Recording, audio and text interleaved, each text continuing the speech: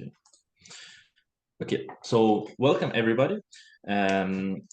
Today I'm just gonna start with presenting who we are, like for people who are here who don't know. MAPS Canada, we're a non-for-profit organization dedicated to advancing psychedelic research, education, and policy reform in Canada. And we're a global organization founded in 1986 to promote the scientific study of psychedelic substances for medical and therapeutic use. So today we're gonna hear from. Do you see my screen? I think, right? Do you see my screen? Yep, looks good. Okay. Okay. So today we're gonna hear from Dr. Philippe Lucas, Director of Research and Safe Access, MAPS Canada, research affiliate, Michigan Research Center. So first, I'm gonna be moderating this talk today. Usually, I'm working with Akanksha, but today she's getting ready for her exam. So if you have any questions, either put them in the chat and then I will ask them, or at the end you can actually open your camera or open your mic or raise your hand and ask your questions directly at the end of the talk. So Dr. Philippe Lucas is a PhD is a PhD cannabis and psychedelic researcher and lifelong safe access advocate. So following struggles as a medical cannabis patient, Philip founded the Vancouver Island Compassion Society in 1999 and worked as its executive director until 2009. He then served as a term. He served a term at Victoria City Council before being hired as a VP.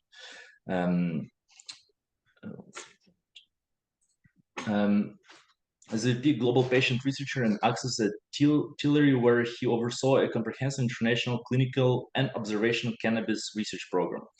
Currently, Philip is a Director, Research and Safe Access at the Multidisciplinary Association of Psychedelic Studies, so MAPS Canada, and a researcher affiliate at the University of Michigan Psychedelic Center. And he's the lead investigator of the Canadian Psychedelic Survey 2022 and the Global Psychedelic Survey 2023-25. And I think he's going to present some data on that today. And again, as I said, if you have any questions, you can ask them at the end of the talk or put them in the chat and I'll ask them from the chat later. So I'm going to hand it over to Philip right now, and he's going to present his data to you. So I'm going to just stop sharing. There you go. Thank you very much, Arseny. I really appreciate it. I appreciate the kind introduction. And thank you to MAPS Canada, to Akanksha, to Riel, and to all of you for spending a bit of time here today with me. I really appreciate it. I'm going to go to full screen and share my presentation. And then when I'm done the presentation, I'll go back to one-on-one like this. And if there are any questions or points of discussion, I look forward to speaking with you all after that. So without any further ado, let me see if I can find my screen here.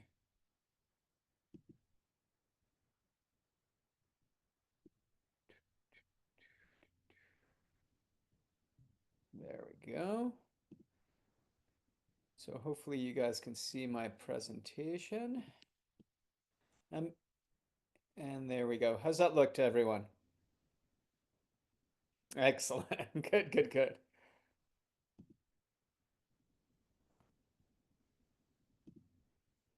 There we go. I'm just going to minimize that and perfect.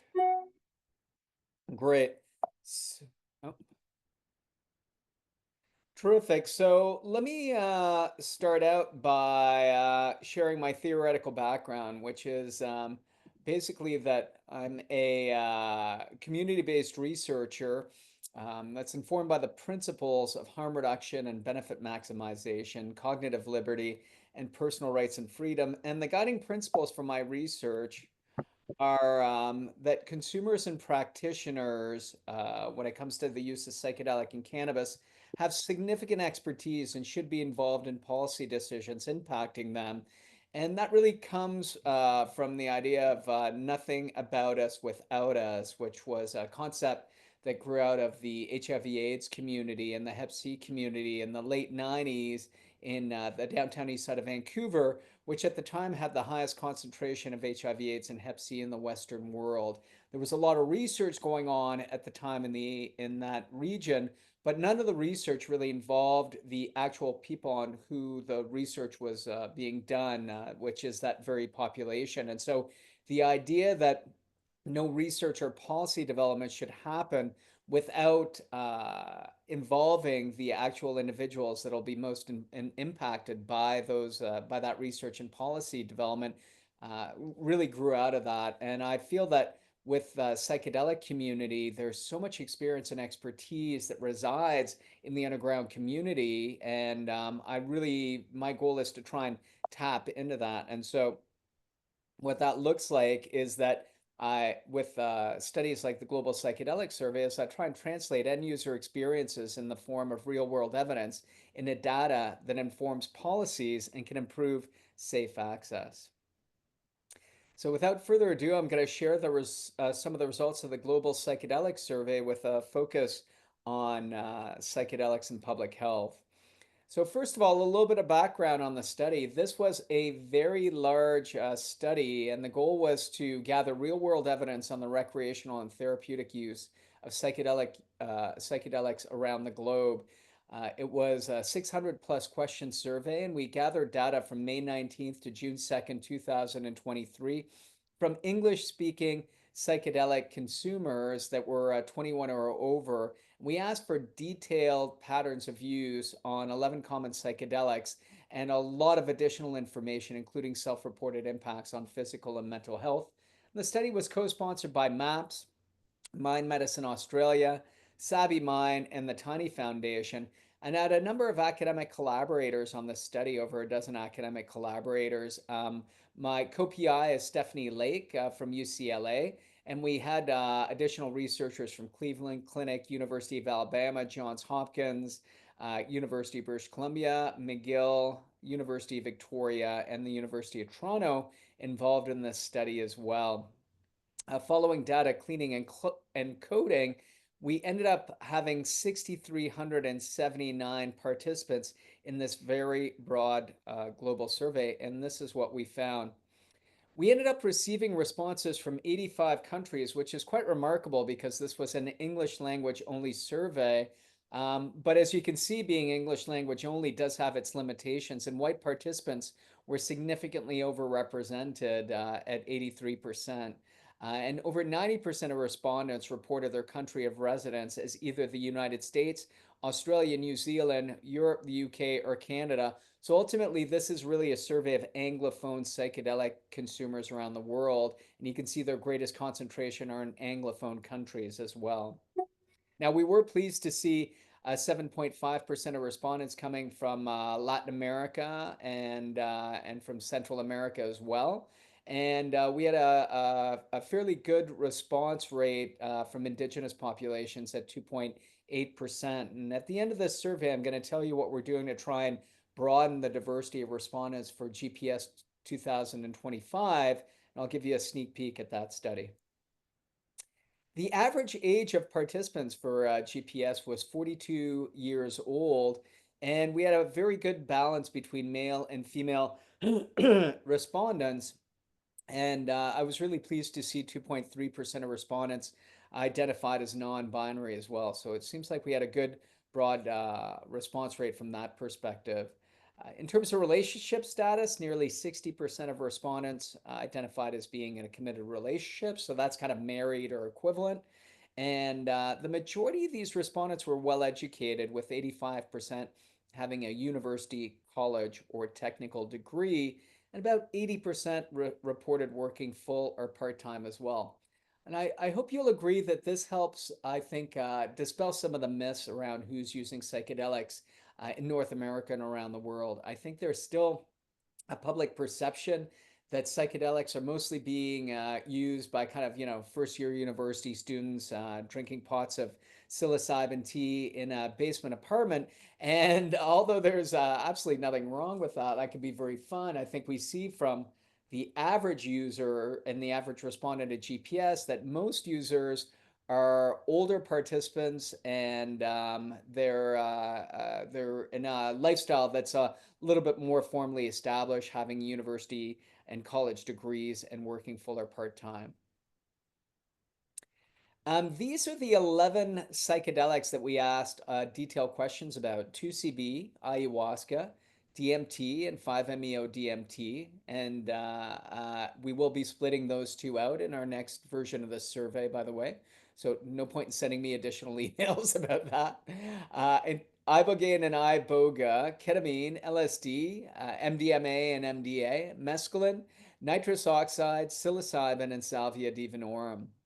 And what we found from respondents is that the age of first use of psychedelics is just under 25 years old. And I found that really interesting because as a cannabis researcher, I can tell you that most Canadians who will try cannabis will do so between the ages of 15 and 16 years old. And the data is very similar in the US as well, and just a tiny bit later in Europe. And of course, alcohol and tobacco use actually precede that initial cannabis use. You can see that sequentially, psychedelic use, or at least first use, takes place considerably later in life than alcohol use, tobacco use, and cannabis use. About 80% of our respondents cited past year use of psychedelics, and but that use tended to be rather infrequent, with about 63% of respondents using less than once per month. But if you look at the table under times used, median, and mean, you can really see that high frequency users skew the mean of lifetime use. And what I mean by that is if you look at psilocybin, which was by far the most commonly used psychedelic, at with a response rate of 5,791. The median amount that people use psychedelics in their lifetime, or use psilocybin in their lifetime, was 10, but the mean use was 38.5. So you can see that some high rate users really skewed the mean. And you see the same thing with nitrous oxide, with MDMA, and with LSD, as well as with ketamine to some extent. I'm really interested in how people are accessing their psychedelics. So we asked, how did you access your psychedelics in the past year? And people could fill out a number of different responses on this. We found that most folks were primarily purchasing from a friend or from black market or street dealers as the primary points of access over the past year.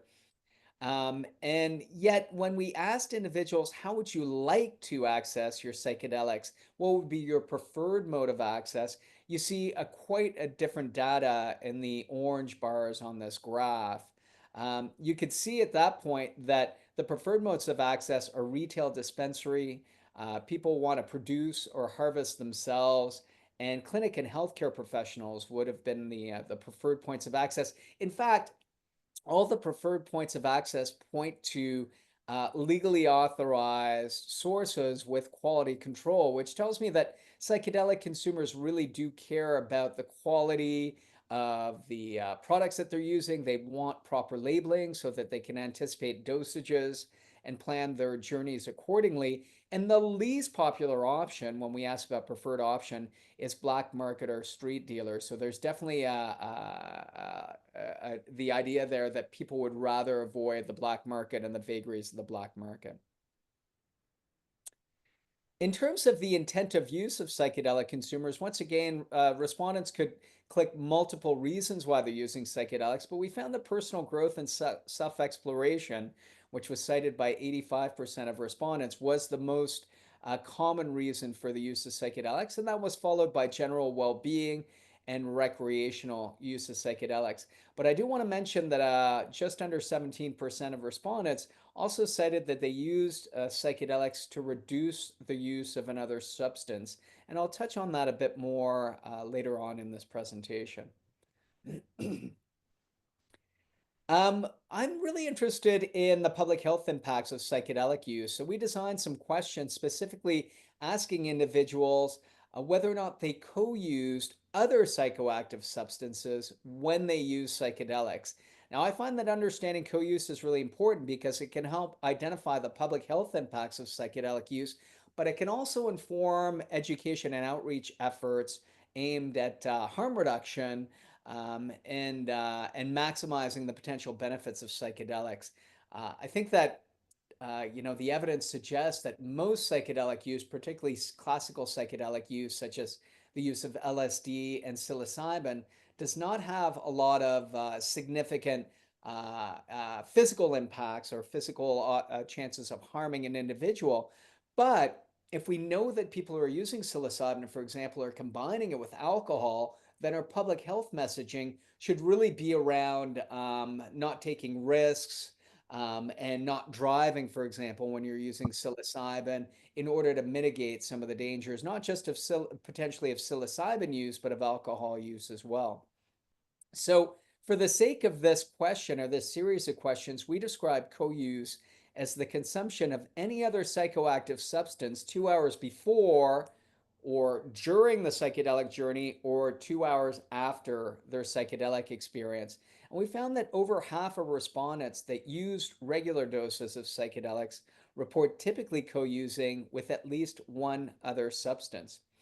And here's what that looks like. In blue on this bar graph, you can see the rates of co-use of individual psychedelics. So how often people would cite that they would co-use another psychoactive substance with that particular psychedelic. And in orange, you can see those that report no co-use.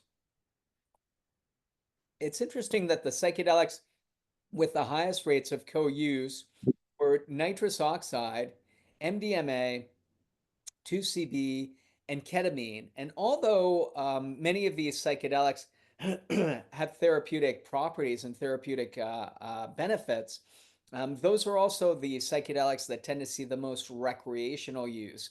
So maybe that's one indication as to the purpose of that particular use and why people might co-use with those psychedelics. Now, the psychedelics that saw the least amount of co-use are ayahuasca, DMT, mescaline, and salvia. And I'd like to suggest that there's probably good reasons why people are less likely to co-use with those particular psychedelics. First of all, when using ayahuasca and mescaline in the form of San Pedro or peyote in traditional within a traditional indigenous setting or within ceremonies that are influenced by traditional indigenous settings, those uses often involve a certain amount of dieta and dietary restrictions leading up to the psychedelic experience, during the psychedelic experience, and in many cases after the psychedelic experiences. And those can include not using other drugs as well as other behavioral, let's say, dietas around, say, changes in diet, no sugar, no meats in some cases, but also changes in sexual behaviors. So I think that's a good indication why ayahuasca and mescaline may see less co-use. Additionally, those two substances are particularly identified with use for in the treatment of substance use disorder. So it may be that ayahuasca and the mescaline use in those cases was being used specifically to reduce the use of other substances, and that may lead to less co-use or opportunities for co-use. Now, when it comes to DMT and salvia, I think the reasons for no co-use or less co-use are a little bit different. Both of those substances are smoked or vaporized and lead to intense journeys that tend to have a high level of dissociation associated with them.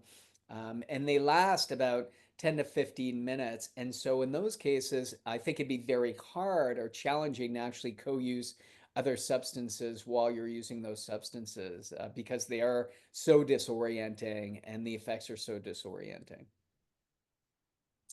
Now, when looking at the drugs that are most reported to be co-used, we see that cannabis is actually the number one substance that those who use psychedelics report co-using. but that's closely followed by alcohol, tobacco, and also the use of a second psychedelic. Now, in this table, you'll see that we've divided the periods of co-use into three different categories: 2 hours before in blue, during the psychedelic journey in orange, and then for 2 hours after the psychedelic journey in gray. It's interesting that most of the co-use happened around the same time as psychedelic use. And when we asked respondents why they were co-using either before or during the psychedelic journey, most said that it was to accentuate the psychedelic effects. So cannabis can be a very good potentiator when it comes to the use of psychedelics. And in terms of second psychedelic use, we saw things like people combining LSD and psilocybin or MDMA, for example, in order to boost those psychedelic effects. We also saw a lot of co-use of nitrous oxide along with psychedelics. And nitrous oxide is a very powerful potentiator for psychedelic journeys as well.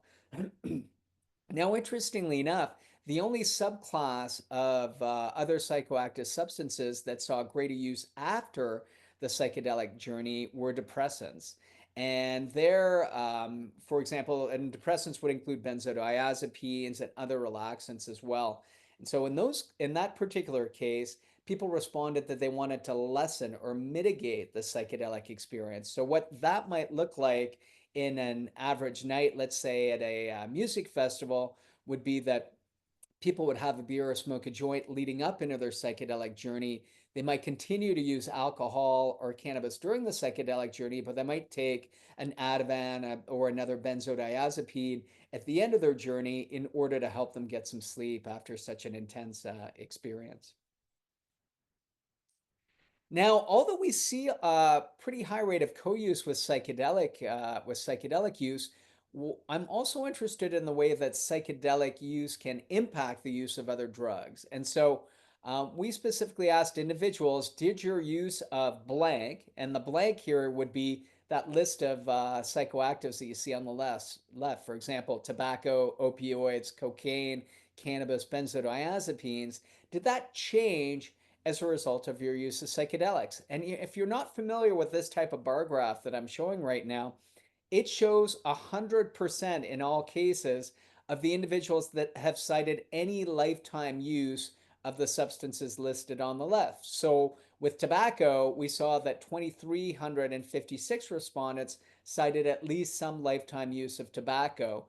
With opioids, when it comes to prescription opioids, it'd be 895. With cocaine and crack, 1415. So that gives you a good sense of what you see on the bar graph. And in blue, you see the percentage of respondents that say that they ceased their use of these substances as a result of the use of psychedelics. In orange, the percent that decreased their use as a result of psychedelic use. In gray, no change. In yellow, they increased their use. And in blue, they might have initiated their use. In other words, they had no use of this substance prior to psychedelic use. Now, from a very high level, we see that 70% of respondents reported ceasing or decreasing at least one substance as a result of their psychedelic use. In fact, 60% ceased or decreased their use of alcohol, 55% ceased or decreased their use of antidepressants, and 54% ceased or decreased their use of cocaine or crack. And this suggests that in a lot of cases, psychedelic use is not an add-on substance. And in fact, when people start using psychedelics, they typically report using fewer of potentially more dangerous drugs, such as alcohol, tobacco, and stimulants like cocaine or crack. Now, that being said, about 20% of respondents reported initiating or increased the use of at least one substance. 14% initiate or increase their use of unregulated opioids. 13% initiate or increase their use of cannabis. But if you look on the right-hand side of that graph, let's say at the cannabis bar, for example, you can see that the percentage of people who ceased or decreased their use is far greater than the percentage that increased or initiated use of cannabis. And you see the exact same thing when you're looking at opioids as well. So this data certainly suggests that from a net public health perspective, if we increase safe access to psychedelics, we could see a subsequent reduction in the use and and associated harms associated with alcohol, opioids, stimulants, benzodiazepines, and other drugs as well. So I find this information to be really important in our policy considerations about how to regulate psychedelics and whether or not to make them legally accessible. Now, when we asked individuals which of the following psychedelics did you find particularly impactful in ceasing or decreasing your use of other substances, psilocybin was the most often reported as being the most impactful. And it was cited by 44% of those who reduced or ceased their use of another substance. But it was interesting to note that despite ranking eighth in overall prevalence of use, ayahuasca ranked third as the most impactful psychedelic for ceasing or decreasing use. And we also saw an overrepresentation of DMT. Now, I'm really curious. I'm really an addictions researcher by trade. That's kind of where my training is. And so I was curious as to why people found that psychedelics were useful in reducing their use of other substances. So we asked individuals, how have psychedelics helped you cease or decrease the use of other substances? And we found the most common way that participants perceived psychedelics to help was increased connections to themselves or to nature or connections to spirit and connections to others, and also by changing the relationship with other substances. Now, I find this really interesting because there's an ongoing question as to why psychedelics seem to be useful, not just in reducing or treating opioid use disorder, but treating tobacco use disorder and alcohol use disorder. These are very different substances with different biological impacts on individuals. So why is it that as a group of substances, psychedelics seem to be useful in helping with across the board with substance use disorder and even a lot of behavioral use disorders?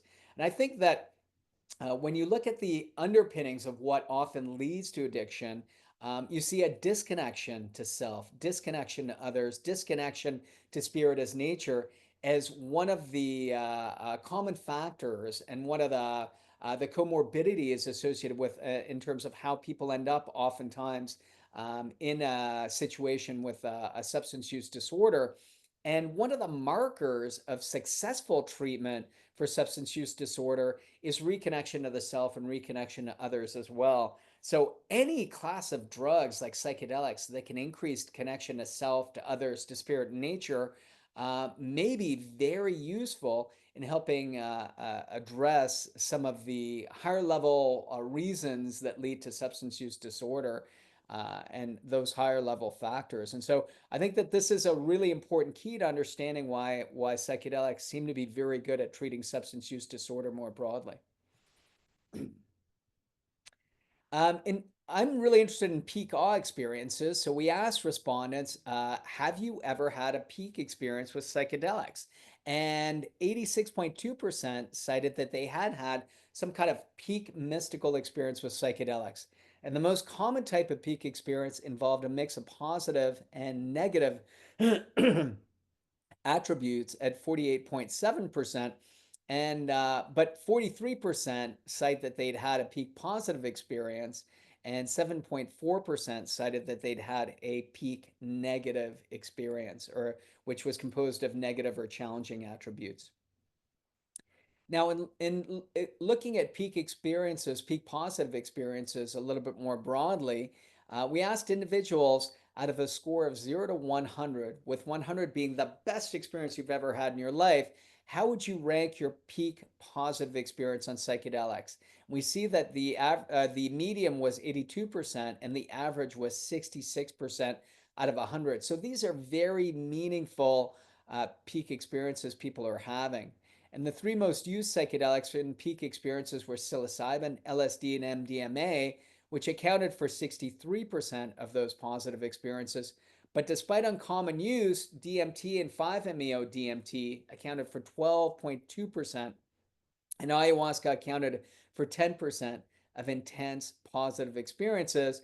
Now, the active ingredient or the primary psychoactive ingredient in ayahuasca is DMT. So you can see that these very powerful psychoactives, DMT and 5-MeO DMT, are responsible for a high percentage of people's peak positive experiences.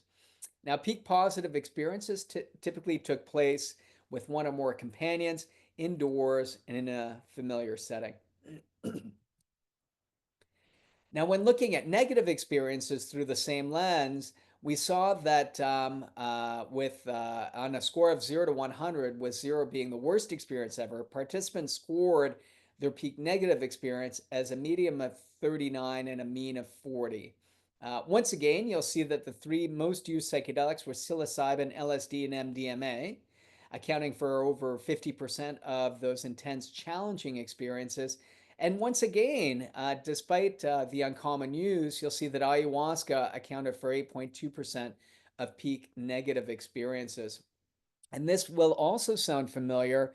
Peak negative experiences typically took place with one or more companions indoors in a familiar setting. And the reason that you see that in both negative and peak positive experiences is because most psychedelic use because of prohibition takes place now with one or more companions or people we're familiar with indoors in a familiar setting. And so that explains why you see that in both cases. But we did note, for example, that you were more likely to have a peak negative experience if you were using alone and if you were in an unfamiliar setting. And so set and setting are really well represented here, and we all know the importance of them in psychedelic experiences, and it's reflected in this data as well. Now, what are the characteristics of a challenging experience? What is it that makes a challenging psychedelic experience so frightening for individuals? Well, over 50% that that had a challenging experience and reported a challenging peak experience said that they experienced mental or sensory overload or worried about their mental and physical health. Additionally, about 43% had fears of never being the same, and about 33% worried about dying. Now, I mentioned earlier that most classical psychedelics are fairly safe substances, and I think the data certainly backs that up. But I never want to dismiss people's negative experiences and how harmful they can be psychologically, and how important it is to try and reduce the odds of having these negative experiences. Because if 1/3 of people who have peak negative experiences say that they're worried about dying, or 40% say that they're worried about never being the same, that means these peak negative experiences are actually existential threats to individuals. So we really want to be aware of that and be sure that we create sets and settings that are going to lead to positive outcomes. Now, once again, I also want to mention that having a challenging experience, particularly if you're using psychedelics for therapeutic purposes, does not necessarily mean that the outcome was entirely negative. And if you're using psychedelics to treat trauma, anxiety, or depression, I can tell you that that's not a holiday. That's going to involve a lot of challenges. You're going to have to maybe face some demons while doing that. Hopefully within a safe setting, though. So I asked individuals, did any good come from your challenging experience? And 38% cite that they experienced little or no good from a challenging experience, but 37% report that more good than bad actually came from their peak challenging experience, and nearly 25% experienced a balance of good and bad. So we can see that even with peak challenging experiences, with a little bit of distance and a little bit of perspective, that people are able to see that some good came out of those challenging experiences. Now, what type of good comes from challenging negative experiences? Well, we saw that nearly 40% cite that they overcame personal fears. 25% addressed traumas or experienced ego death, and over half gained insight into very difficult problems or life issues. So clearly, substances that can help you deal with difficult problems or life issues, or overcome some personal fears, can have some real benefit to people's lives, despite the fact that that might come through challenging experiences. Now, in terms of self-reported therapeutic use, we see that about 60% of respondents said that they used psychedelics for a health condition, and about half of those used it for mental health, and about 20% for physical health. The most common reasons for using psychedelics for mental health included depression, anxiety, and PTSD. And that's great because that's where most of the clinical research is actually taking place right now around psychedelics. It's specifically around those mental health conditions. And if you're familiar with the data, you'll see that psychedelics show great promise in treating depression, anxiety, and PTSD, even in treatment-resistant populations. Now, participants who use psychedelics for mental health rank it as an 84 out of 100 in efficacy, so very efficacious. And about 80% cite that they discontinued the use of one or more types of mental health treatments after initiating psychedelic use. So that could be pharmacological treatments or talk therapy. When it comes to physical health, the most common reasons cited by participants were chronic pain, headaches and migraines, and sleep disorders. And participants who used it for physical health rank it about a 67 out of 100 in efficacy. So not quite as efficacious. And it's fair to say that the research on psychedelic for neurological conditions, for physical health conditions, is not as advanced as that for mental health conditions. But I'm happy to share that it is catching up, and there's some great research taking place right now on psychedelics for inflammatory for their anti-inflammatory effects, and even for dystonic movement disorders. Now, despite the high rate of use for therapeutic purposes, just over 24% of respondents cited that they use psychedelics therapeutically under the guidance of a healthcare professional. So that means that 3/4 of those who use psychedelics for therapeutic purposes did not do so under the guidance or supervision of a physician. However, 85% said that they would use with the support of a healthcare practitioner if that was a legal option. And the good news is, with ketamine clinics now opening up all over North America and even in Canada with the Special Access Program, accessing psychedelics through legal means is increasing. Those opportunities are increasing. It's not happening nearly enough. And of course, prohibition stands in the way of most legal access to this day, but it is growing, and that's encouraging. Of those that did receive psychedelic treatments from a healthcare practitioner, about 50% suggest it was very important to the success of the experience, and over 90% assign at least some importance to that oversight. Now, I just want to share in closing a few of the qualitative outcomes from this survey as well. So, as I said, this was a very long survey, and we've just really covered a tiny surface or a tiny little bit of the data that we gathered from the survey today. But we also had a catch-all box at the end of the survey that said, "Do you have anything you'd like to share about your psychedelic experiences?"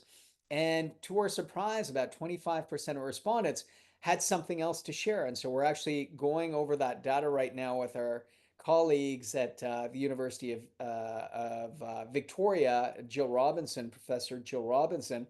And here's a little bit of what we found in terms of the qualitative outcomes. In terms of negative outcomes, we see that someone cited that they're difficult to come by. Ketamine cost me $1,000 for 6 sessions. I'm now on a fixed income and I'm not sure I can afford any psychedelic. And it's true that cost continues to be a problem of access for psychedelic therapy. This respondent said, "I tried microdosing and it didn't work great after a month. I had an extremely bad experience with ecstasy and alcohol and decided not to take it anymore. I would take mushrooms again, but right now, being very stressed for work, I'm scared of anything that can alter my mental state." And finally, another respondent said, "Unfortunately, I had two bad trips with LSD when I was very young that followed me into my mid-20s, and despite getting help. It's easier now, but I've had to deal with a lot of trauma and psychotic episodes due to them." Now, in terms of positive outcomes, we had a respondent that said that using micro and active doses of psychedelics helped me to engage more with society and removed a lot of my fears. Another respondent said that the use of psychedelics, particularly ayahuasca, has changed my entire life for the better. I'm kinder, more present, and less angry. I'm content with my life. And finally, a respondent said that using psilocybin was the most extraordinary experience of my life. My depression and anxiety was greatly reduced for several weeks after using, and I would use it again in a heartbeat, but currently do not have access. In terms of next steps for GPS 2023, so far we have 7 publications out from the data we gathered from this survey. We've got about another 3 under review and even more under development right now. So we're going to continue sharing GPS findings with policymakers, with patients and physicians, with health insurers, with the general public, with the goal of filling the gaps of knowledge around the naturalistic use of psychedelics. I'm also happy to share that on May 1st, we're going to be launching GPS 2025. And in order to address the limitations of having it as an English language only survey, the survey has now been translated into 17 different languages and will be data gathering from May 1st until May 16th, just a few months from now. And so please pay attention and spread the good word. We'd love to hear from you if you have experience with psychedelics. And we have over 50 academic collaborators and dozens of NGOs involved in GPS 2025. It's significantly different than the previous survey. And we really hope you'll take the time to both spread the good word and to share your experiences and expertise with psychedelics. In closing, I just want to share my sincere gratitude for my co-PI, Stephanie Lake, my long list of amazing academic collaborators, study participants for sharing their experiences via this very, very long survey, my sponsors, study sponsors, MAPS, Savvy Mind, Mind Medicine Australia, and the Tiny Foundation, and finally, all of you for your time, interest, and attention. Really grateful for the opportunity to present this data and look forward to your questions if you have any, and comments or feedback are always welcome too. Thank you so much, Philip. That was a great talk. I while we're waiting for the questions, I'll jump in. I had a small question about the two groups. I mean, two groups. Maybe it's two groups, but at first you showed the median and mean of people who are taking psychedelics depending on the substance, and it seems it's not normal distribution clearly. But do you see that there is actually two groups of people who are taking a lot of psychedelics and people who are taking just the in the median range? Is there some data on who are those people who are taking a lot? Like, did you look at that? Yeah, in the primary publication from the study, we did kind of identify some high rate users, and it's we've used that as a variable in a number of the other publications as well. I also want to point out that, I didn't go into the data today because of time limitations, but we also asked about whether people were microdosing or macrodosing in all of these individual substances. So we have a whole group that might have had high frequency use, but focused on macrodosing or microdosing. I was pleasantly surprised. I say pleasantly surprised because I guess I expected the opposite, that most of the respondents had significant experience with macrodosing, and that microdosing, even though it's such a trendy thing right now, did not like we didn't have a higher rate of microdosers than macrodosers. But you're absolutely right. There is a group of individuals here. We saw that there's some people that might have had 1 or 2 experiences with psilocybin, and that was it in their lifetime. And then we have some people who have significant experience with a lot of different psychedelics, and that's the way that it ended up breaking out. And we try and be, as when we design these surveys, really respectful of people's time. So, for example, we ask these questions early on, and if you say that you've never used DMT or don't identify ever having used DMT, we never ask you another DMT question. But if you're one of those individuals that's tried a lot of different psychedelics, then the survey can get a little bit more intensive in terms of the data that we're gathering. And what we did find, however, is that the outcome measures of people's physical health and mental health, and we did gather standard validated measures like GAD-7 and PHQ-8, was the same across the board. There didn't seem to be any negative impacts associated with the higher use of psychedelics, at least within this particular population. Thank you so much. So I'm gonna give the word to Sid, and then we have a bunch of questions in the chat as well. Yeah. Let's see, he's Hey, here. Sid, good to see you. Great to see you, Philippe. It's really great to see you. Thank you so much for the fabulous presentation. That was really insightful. I've been excited to see these results for a while.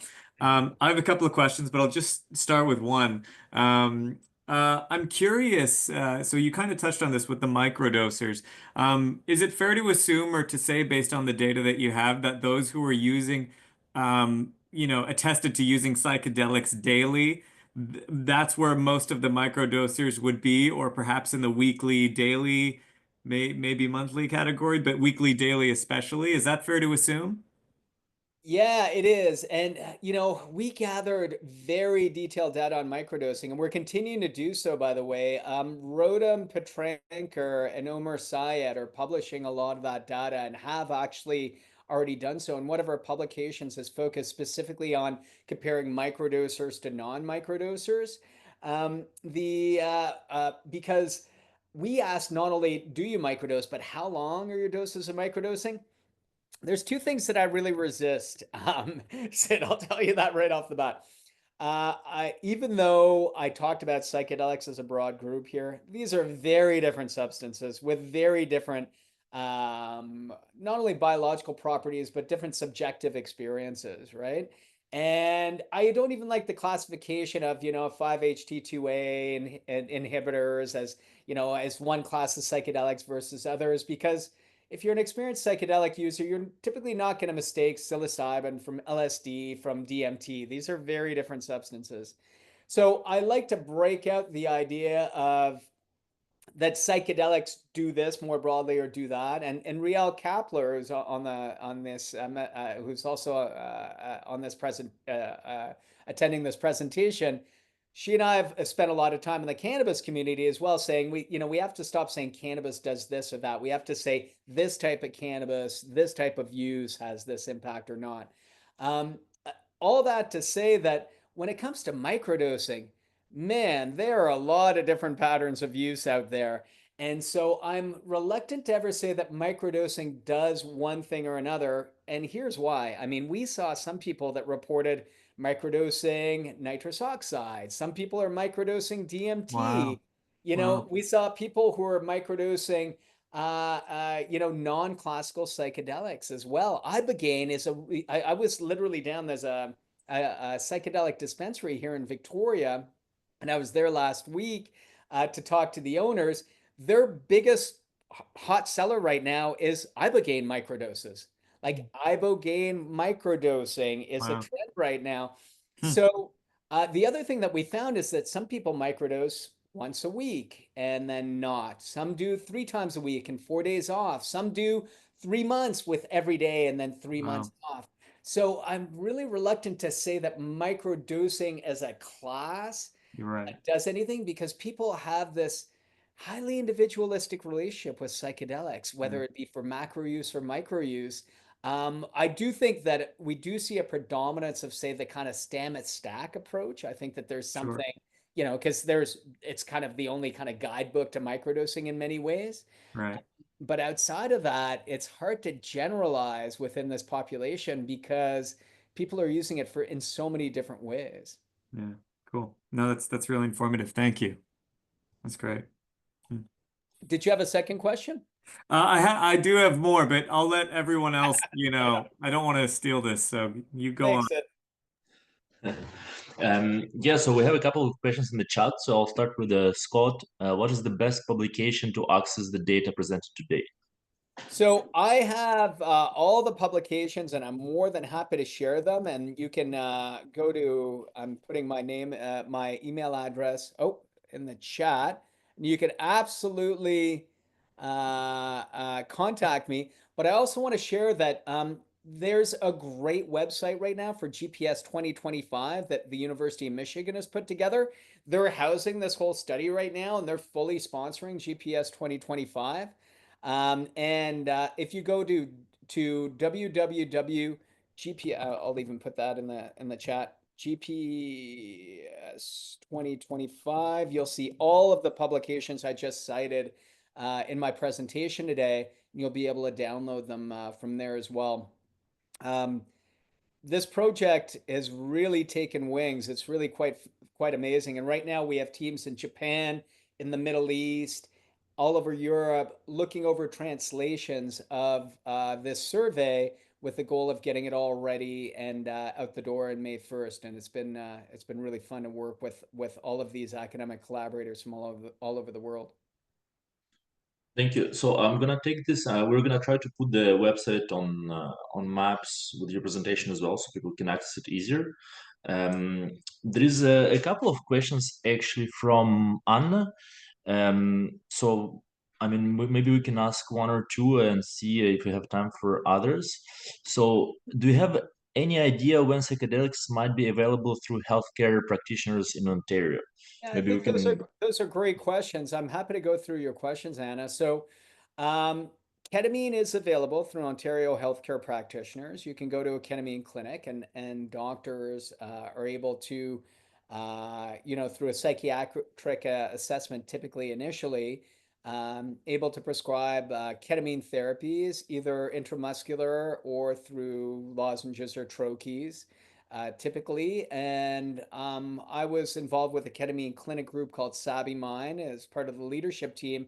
And we saw tremendous success in dealing with treatment resistant trauma and PTSD, anxiety, and depression, as well as some success with chronic pain through the use of ketamine. So that's the primary legal way to access psychedelics in Canada right now. There's two other legal ways. One of them is through the Special Access Program in Canada, which provides access to psilocybin or MDMA, and theoretically through for DMT, but I'm not aware of anyone that successfully made such an application.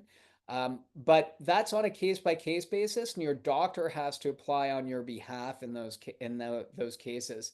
The special access program in some cases turns around applications for treatment resistant mental health or um, end of life treatment within a 24 or 48-hour periods, but in some cases it takes months of back and forth. So unfortunately, it's not a very consistent process.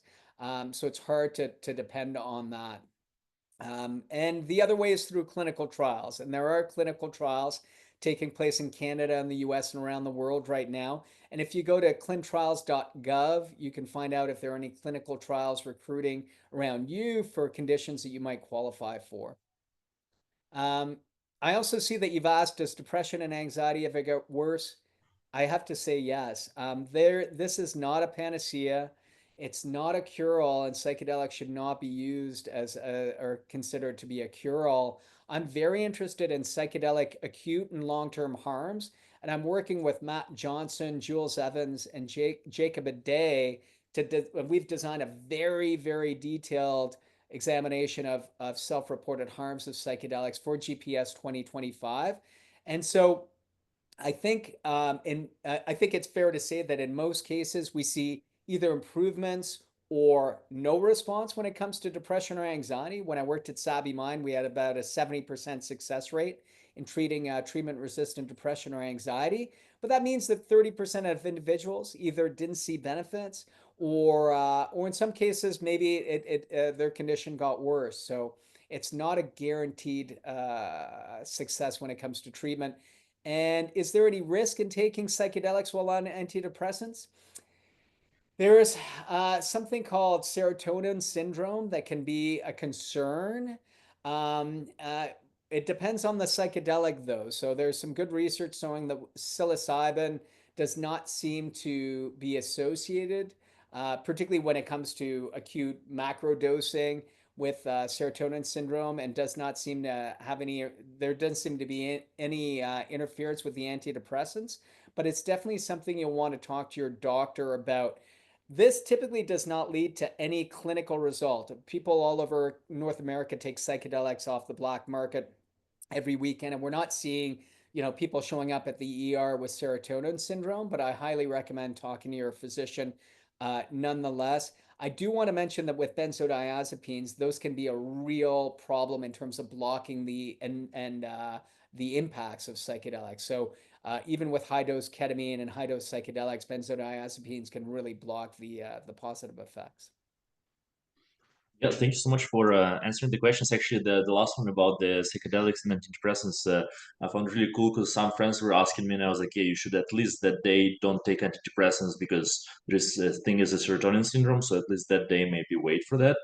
Um, but yeah, so I'm just gonna read. There is a comment. I think it's more of a comment, not a question, and we have just a couple of minutes left. So Naomi is saying you can microdose anything. Microdosing low dose golden teacher has changed my life. At the best feeling point, I was on 5/2 and had to reduce dosing prior to 5 minute DMT journey. And then he's saying after integration after journey is so important in mental and spiritual and physical ways. Yeah, I So think I think that it's fair to say that proper planning, preparation, and integration are going to greatly improve your chances of success if you're using these substances for therapeutic journeys. And I just want to mention one more word of caution.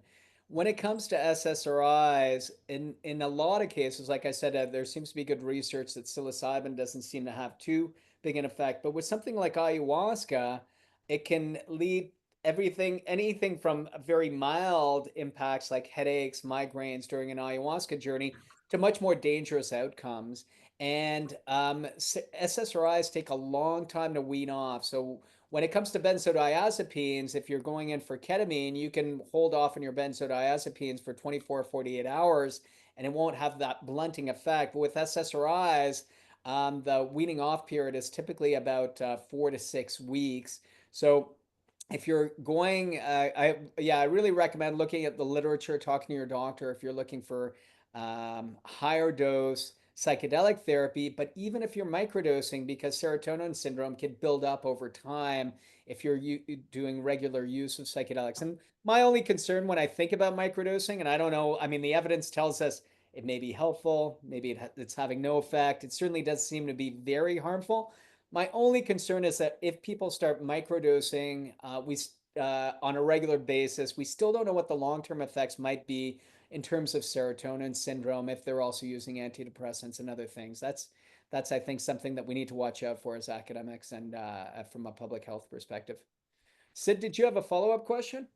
Yeah, I did have other ones, but so one question I had, Philippe, was, so when people are reporting how it is they benefited from psychedelic use, so some things you mentioned were a connection to spirit, connection to themselves, connection to nature. To what extent do you think that these things are interrelated? And also, do you think that the answer is the way that people respond to those particular items on the survey explain why other people were less anxious and depressed. So like in some sense, are those who are saying they felt more connected to spirit or themselves or nature, are those very same people also saying they're less anxious and depressed? And I'm wondering if the anxiety and depression is related to the degree of connection to themselves and the degree of connection to spirit and I think it's a great question, Sid, and we don't have any longitudinal data like before and after. So we have the Hmm, GAD-7 and the PHQ-8 from respondents at that time, but we don't know what their diagnostics might have been or what the results of those might have been prior to psychedelic use. yeah. I suspect that there is a relationship there. Riel and I were involved in a study of ayahuasca as a treatment for trauma and addiction going way back in 2011 Hmm, involved BC West Coast Indigenous Band, and that's where we had measures for hope and self empowerment and quality of life, but it was hmm, in the oral interviews that we did with respondents that they kept citing your. They kept telling us we were missing something, that they felt more connected to their community, to right. themselves, spirit, and nature.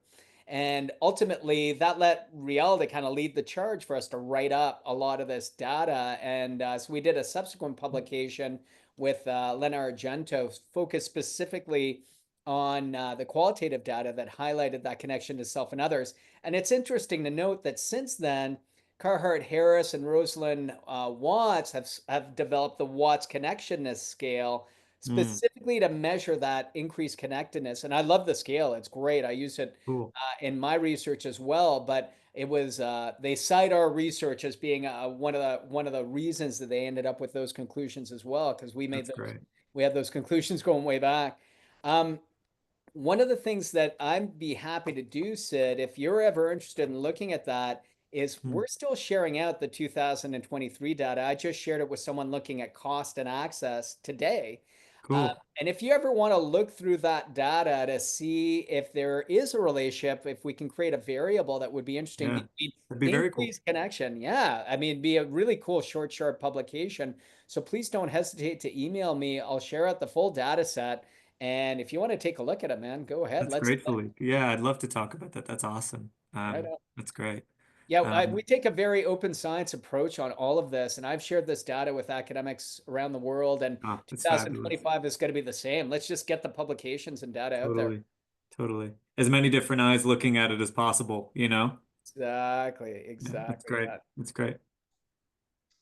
Yeah, this is collaborations are happening right there. So yeah, it's 8 p.m. here and 5 p.m. On the on the West Coast. So I think I'm just gonna say two words for the next session. 1 second, share it. There we go. So the next session is gonna be April 10th.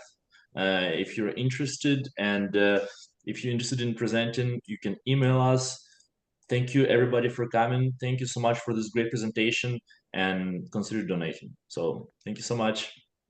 Thank you all for your time. I really appreciate it. And thanks a lot to Maps Canada for making this possible. And of course, Arseny for all your help in hosting this. We really appreciate it. Thank you. Thank you, Thanks. Good job. Philippe. Thanks, everyone. Bye, everyone.